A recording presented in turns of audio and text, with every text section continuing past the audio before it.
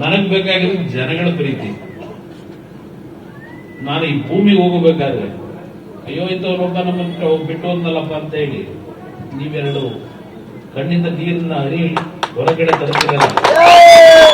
ಅದು ನನ್ನ ಆಸ್ತಿ. ಪಾಪ ಅವರು ಯಾರೋ ಅವ್ರು ತಮ್ಮ ಹೇಳೋರು ನಿಮ್ಮನ್ನೇ ಕುಮಾರಸ್ವಾಮಿ ಬರ್ತಾರೆ ಡೆಲ್ಲಿಯಿಂದ ಮಾತಾಡಿದ್ರೆ ಚಪಲ ಅಂತ ಹೇಳಿ ನಾನು ಚಪಲ ಆದ್ದೇನೆ. ಜನಗಳಿಗೆ ತೊಂದರೆ ಆದಾಗ ಅವ್ರ ಪರವಾಗಿ ಧ್ವನಿ ಅಂತ ಮಾತಾಡೋದೇ ನಾನು ಚಪಲ. ಅವ್ರ ಚಪಲ ಏನು? ಲೂಟಿ ಹೊಡೆಯೋದು ಅವ್ರ ಚಪಲ. ನಮಗೂ ಅವ್ರಿಗೂ ಇರೋ ವ್ಯತ್ಯಾಸ ಇರುತ್ತೆ. ತಾಯಂದ್ರಿಗೆ ಇವತ್ತು ಈ ಮಟ್ಟಕ್ಕೆ ಬಂದಿದ್ರೆ ನಾನು ಇವತ್ತು ನರೇಂದ್ರ ಮೋದಿ ಅವರು ಗುರುಸಿ ನನ್ನ ಮಂತ್ರಿ ಮಾಡ್ಕೊಂಡಿದ್ರೆ ಅದರ ಸಂಪೂರ್ಣ ಆ ಕೀರ್ತಿ ನಿಮ್ಗಳಿಗೆ ಹೋಗ್ಬೇಕು. ನನ್ನ ಹೃದಯದಲ್ಲಿ ಇಟ್ಕೊಂಡಿದ್ದರೆ ಯಾವುದೇ ಕಾರಣಕ್ಕೂ ಕೆಟ್ಟ ಹೆಸರು ತಗೊಂಡು ನಾನು ಹೋಗ್ಲಿಕ್ಕೆ ಸಿದ್ಧ ಇಲ್ಲ. ನಿಮ್ ಜೊತೆಲೇ ನಾನು ಬದುಕೋದು. ನಾನೇನು ದೊಡ್ಡ ಆಡಂಬರ ಜೀವನ ಏನು ಇಲ್ಲಿವರೆಗೆ ಮಾಡಿಲ್ಲ.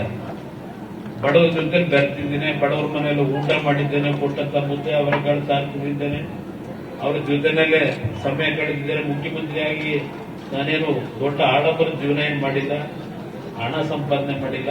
ಸಂಪಾದನೆ ಮಾಡಿರೋದು ಈ ರಾಜ್ಯದ ಜನರ ಪ್ರೀತಿ. ಅದರಿಂದಲೇ ನಾನು ಉಳ್ಕೊಂಡಿದ್ದೇನೆ.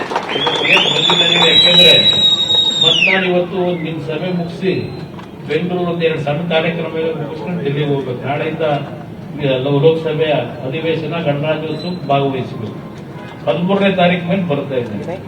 ನಾನು ನಮ್ಮ ಪೊಲೀಸ್ ಅಧಿಕಾರಿಗಳಿಗೆ ಬಹುಶಃ ನನ್ನಷ್ಟು ಗೌರವ ಕೊಟ್ಟಿರ್ತಕ್ಕಂಥವ್ರು ಈ ರಾಜ್ಯದಲ್ಲಿ ಮತ್ತೊಬ್ಬ ಸಿಗಲ್ಲ. ಬಹುಶಃ ಈ ದೇಶದಲ್ಲೇ ಇಲ್ಲ. ನಮ್ಮ ಅಧಿಕಾರಿ ಹೇಳ್ತೀನಿ, ಯಾರೋ ಒಂದು ಹೆಸರಿಗೆ ಏನು ಹೇಳ್ತಾ ಇದ್ರು, ನಾನು ಆ ವ್ಯಕ್ತಿ ಹೆಸರನ್ನ ಹೇಳಲಿಕ್ಕೆ ಹೋಗೋದಿಲ್ಲ. ಇಲ್ಲಿ ಏನೋ ಬಿಡಿದಿ ಸ್ಟೋರಿ. ನಾನು ಒಂದು ಮಾತು ಹೇಳ್ತೇನೆ, ಯಾರಿಗೂ ಅಧಿಕಾರ ಶಾಶ್ವತ ಅಲ್ಲ.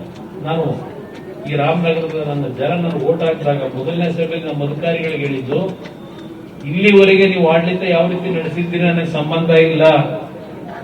ಯಾವುದೇ ಕಾರಣಕ್ಕೂ ಅವರು ಕಾಂಗ್ರೆಸ್ ಇರಲಿ, ಬಿಜೆಪಿ ಇರಲಿ, ದಳ ಇರಲಿ, ಅವರ ಮೇಲೆ ಪೊಲೀಸ್ ಕೇಸ್ ಹಾಕೋದು, ಅವರ ಕೋರ್ಟ್ ಕಲಿಸೋದು ನಾನಿರೋವರೆಗೂ ಅದು ನಡೀಬಾರದು. ಯಾವ ಕುಟುಂಬಗಳು ಕೋರ್ಟ್ ಕಚೇರಿ ಹೋಗಬಾರದು ಅಂತ ಹೇಳಿ ಮೊದಲನೇ ಆದೇಶ ಕೊಟ್ಟರು.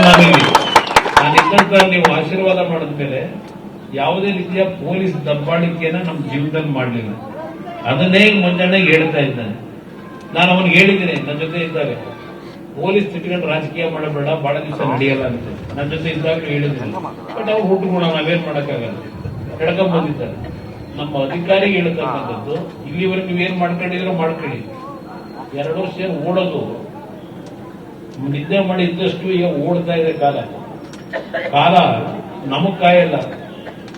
ನಾವು ಕಾಲ ಈಗ ಕಾಯ್ಬೇಕಾದಂತ ಪರಿಸ್ಥಿತಿ ಇದ್ದೇವೆ.